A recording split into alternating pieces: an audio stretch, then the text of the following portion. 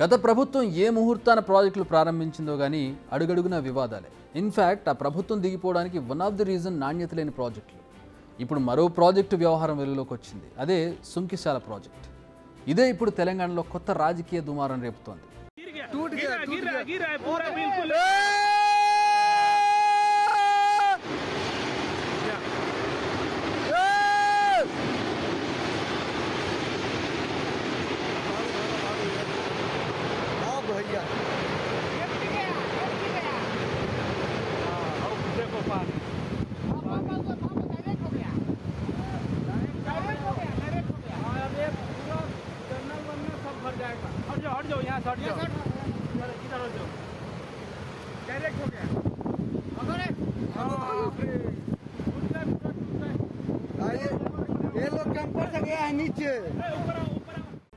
ఇది Sunkishala project wall కూలిపోతుండగా తీసిన video. దీనిపై బీఆర్ఎస్ కాంగ్రెస్ పార్టీలు ఒకరిపై మరొకరు విమర్శలు ప్రతి విమర్శలు చేసుకుంటున్నారు. ప్రభుత్వం ప్రాజెక్టును పట్టించుకోకపోవడం వల్లే రిటైనింగ్ వాల్ కూలిందని బీఆర్ఎస్ నేతలు ఆరోపిస్తున్నారు. బీఆర్ఎస్ ప్రభుత్వ హయాంలో ఇచ్చిన కాంట్రాక్టర్ల అవినీతి వల్లే వాల్ కూలిందంటూ కాంగ్రెస్ నేతలు తిప్పికొడుతున్నారు. సరే, లీడర్ల మాటలు కొద్దిసేపు పక్కన పెడదాం. అసలు ప్రాజెక్టు ఏంటనేది మాట్లాడుకుందాం.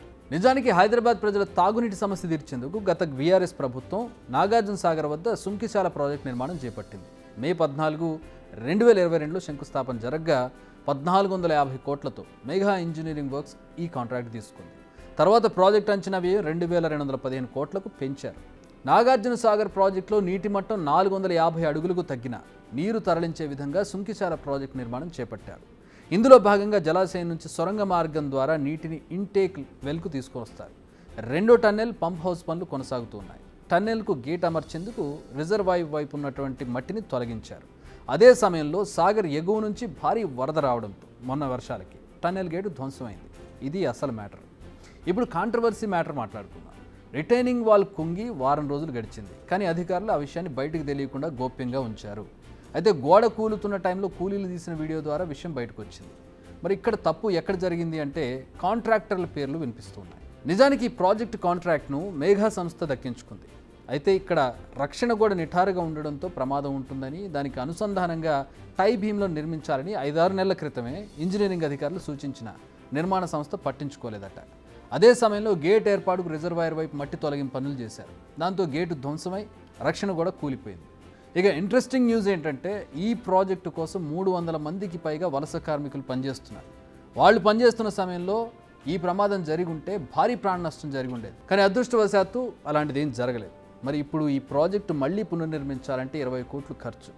ఈ బడ్జెట్ మేఘా సంస్థే భరిస్తుందనుకోండి, భరించాలి కూడా. నిర్లక్ష్యం వాళ్ళదే కాబట్టి.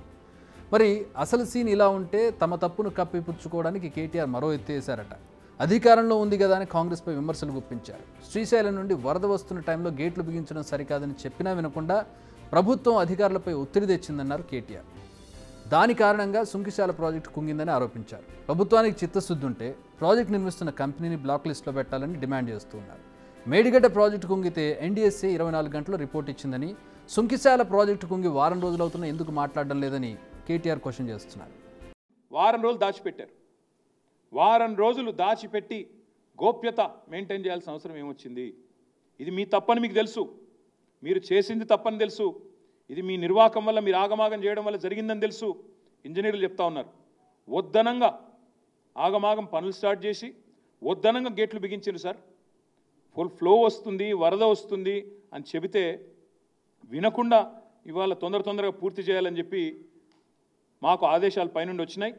ఏవైతే పంప్ హౌస్లో పనులు పూర్తయి మోటార్ల బిగింపు జరిగే వరకు టన్నలు, అదేవిధంగా ఈ రిటైనింగ్ వాల్ ఏదైతే కట్టినారో వాటిని గేట్లు అమర్చే క్రమంలో ఆ టన్నెల్కి మీరు వరద కాలంలో పెట్టకుండా కొద్ది కాలం తర్వాత పెడదామని అధికారులు చెప్పినా వినకుండా ఈరోజు హడావుడిగా గేట్లు అమర్చడం వల్ల ఈ నష్టం జరిగింది. మొత్తం ఆ వీడియోలో మీకు చూపెడదాం అనుకున్న వీడియో కూడా మీరు అందరు చూసే ఉంటారు. సోషల్ మీడియాలో ఇప్పటికే విస్తృతంగా తిరుగుతూ ఉంది ఆ వీడియో. తప్పకుండా నేను మిమ్మల్ని, ప్రభుత్వాన్ని అడిగేది, ఇంజనీర్ల పర్యవేక్షణ లేకుండా, పురపాలక శాఖ అజమాయిషీ లేకుండా ఈ రకమైన ప్రమాదం ఏదైతే జరిగిందో, అదృష్టవశాత్తు కూలీలు షిఫ్టులు మారే టైంకి ప్రమాదం జరిగింది. లేకపోతే అక్కడ ఎంతమంది మరణించేవారో లెక్క కూడా లేదు. అంత పెద్ద ప్రమాదం ఇది. 2 ఎక్స్పాన్షన్ జాయింట్ల మధ్యన ఉన్న రిటైనింగ్ వాల్ మొత్తం కొట్టుకుపోయింది. అందుకే నేననేది మా పార్టీ అనేది ఈరోజు మంచి జరిగితే మా ఖాతాలో వేసుకోవాలా, చెడు జరిగితే మాత్రం వాళ్ళ ఖాతాలో వేయాలనే చిల్లర ప్రయత్నం ఏదైతే ఈ ప్రభుత్వం చేస్తుందో ఇది పూర్తి స్థాయిలో ఈ ప్రభుత్వం యొక్క వైఫల్యం. అంత బాగుంది, ప్రతిపక్షం కదా ఇలా మాట్లాడడంలో తప్పలేదు. కానీ గతం ఒకసారి గుర్తు తెచ్చుకోవాలి. అసలు మేఘా కంపెనీకి పెద్ద ఎత్తున ప్రాజెక్టులు కట్టబెట్టిందే బీఆర్ఎస్ ప్రభుత్వం అనేది అందరికీ తెలిసిన విషయం. నిర్మించిన వాటర్ ప్రాజెక్టుల్లో మేఘా సంస్థదే ఫస్ట్ ర్యాంక్ సోఫార్.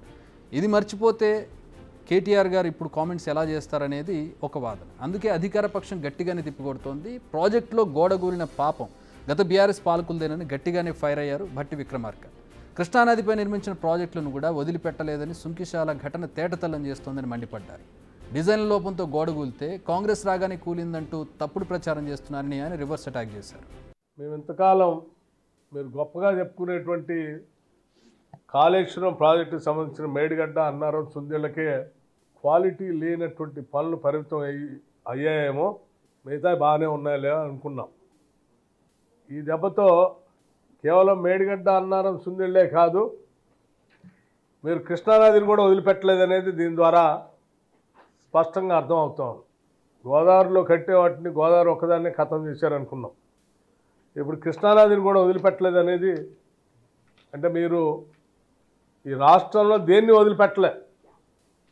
ఈ సుంకిశాల ప్రాజెక్టు జూలై 2021 నాడు ఆనాటి బీఆర్ఎస్ ప్రభుత్వం అలియాస్ మీ హయాంలో 11/6/2021 నాడు అగ్రిమెంట్ చేసి రిజర్వాయర్ సైడ్ వాల్ని జూలై 2023 టన్నెల్ సైడ్ వరకు పూర్తి చేశారు. అంటే వాళ్ళ కూలింది వారు కట్టించినటువంటి వాలే. అంటే మీ డిజైన్లు ఎంత లోపభూయిష్టంగా ఉన్నాయో దీని ద్వారా చాలా స్పష్టంగా అర్థమవుతుంది.